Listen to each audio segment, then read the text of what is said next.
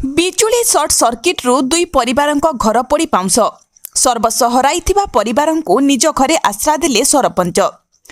ଅନୁଗୁଳ ଜିଲ୍ଲା ବଅଁରପାଳ ବ୍ଲକ ବଅଁରପାଳ ପଞ୍ଚାୟତର ନରେନ୍ଦ୍ରପୁର ଗ୍ରାମରେ ଆଜି ଅପରାହ୍ନ ସମୟରେ ବିଜୁଳି ସର୍ଟ ସର୍କିଟ୍ରୁ ଦୁଇ ପରିବାରଙ୍କ ଘର ପୋଡ଼ି ଛାରଖାର ହୋଇଯାଇଛି।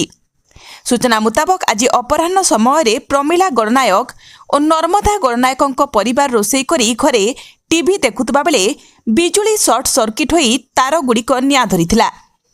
ପରିବାର ଲୋକେ ଭୟରେ ଘର ବାହାରକୁ ଦୌଡ଼ି ପଡ଼ୋଶୀ ଲୋକଙ୍କୁ ଡାକରା ଦେଇଥିଲେ।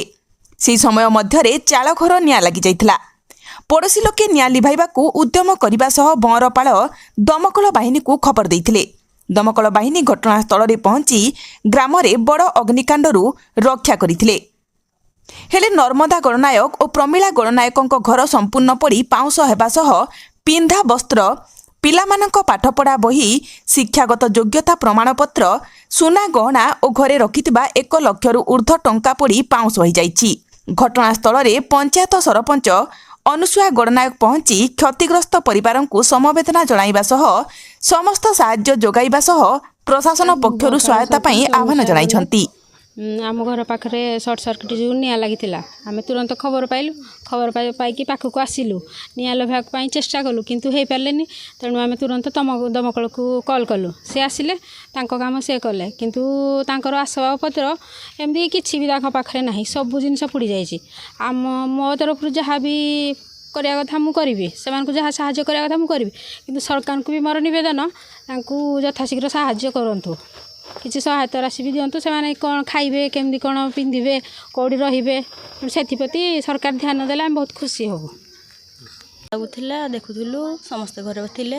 ଆଉ ସର୍ଟରେ ନିଆଁ ଲାଗିଗଲା, ଘର ପୋଡ଼ିଗଲା। ଆମେ ଘରେ ଥିଲୁ, ତାପରେ ବାହାରକୁ ଆସିଲୁ। କ'ଣ ସବୁ ପୋଡ଼ିଯାଇଛି?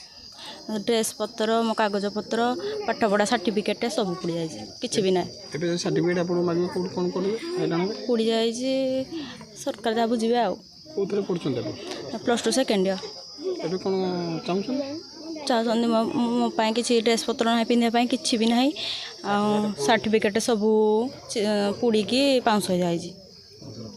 ଛୁଆ ପିଲା ଘରେ ଥିଲେ, ସାଙ୍ଗେ ସାଙ୍ଗେ ତାଙ୍କମାନଙ୍କୁ କହିଲି ବାହାରକୁ ପଳେଇ ଆସ। ସେମାନେ ପଳେଇ ଆସିଲେ ଯେମିତି, ତାପରେ ସବୁ ଆଉ ବାହାର ମଣିଷକୁ ଡାକିଦେଲୁ ଯେମିତି ସମସ୍ତେ ଆସିକିନା ଘର ଦ୍ୱାର ସବୁ ନିଭାନିଭି କରି ଆଣିକି ପାଣି ସବୁ ବାହାର କଲେ। ହେଲେ ତଥାପି ନିଭେଇ ପାରିଲେ ନାହିଁ, କିଛି କରିପାରିଲେନି। ଅଗ୍ନିଶମ ବିଭାଗ ଆସିଥିଲା? ଦମକଳ ଗାଡ଼ି ଆସିଥିଲା? ହଁ, ଦମକଳ ଗାଡ଼ି ଆସିଥିଲା। କ'ଣ ସବୁ କ୍ଷତି ହୋଇଛି?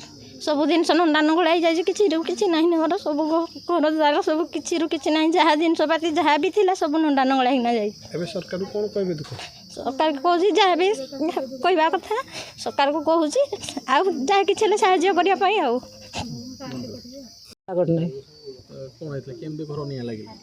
ଆମର ରୋଷେଇ କରୁଥିଲୁ, ଟିଭି ଲାଗିଥିଲା, ଆଉ ସେଇଠୁ ସର୍ଟ ହେଲା ନା, ସେଇଥିରେ ଲାଗିଗଲା ଚାଳ ଘର। ଘରେ କେତେ ଜଣ ଥିଲେ? ଘରେ ଆମେ ସମସ୍ତେ ଥିଲୁ। ଖରାବେଳ ଟାଇମ୍ ସମସ୍ତେ ଘରେ ଥିଲୁ। ଯେତେବେଳେ ନିଆଁ ଲାଗିଲା ସବୁ ବାହାରି ଆସିଛୁ ବାହାରକୁ। କେତେ ସମୟରେ ନିଆଁ ଲାଗିଲା? 2:15 ସର୍ଟ ସର୍କିଟ୍ ଲାଗିଲା। ହଁ। କ'ଣ କହିବେ ସରକାରକୁ? ମୋତେ ଦେଖୁଛନ୍ତି, ଆପଣ ସବୁ ଦେଖିକି ଯାଉଛନ୍ତି। ଆଉ ମୁଁ ତ ପିନ୍ଧିଲା ବସ୍ତ୍ର ବି ମୋର ନାହିଁ, ଦେଖୁଛନ୍ତି। ଆଉ ସରକାରଙ୍କୁ ସେଇଆ ମୁଁ ମୋତେ ନିବେଦନ କରୁଛି, ମୋତେ ଯାହା ହେଲେ କିଛି ସହାୟତା ମିଳୁ। ଆଉ କ'ଣ ସବୁ ପୋଡ଼ିଯାଇଛି? ସବୁ କିଛି ନାହିଁ।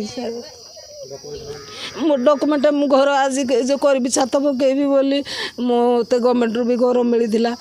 ଆଉ ସେ ଟଙ୍କା ବି ଉଠେଇକିନା ପରଦିନ ମୁଁ ଆଣିଛି ଘର ଛାତ ପକାଇବି ବୋଲି, ହେଲେ ହେଇପାରିଲାନି। ସବୁ ଜଳି ପୋଡ଼ି ଗଲା। ଆଉ କେତେ ଟଙ୍କା ରଖିଥିଲେ?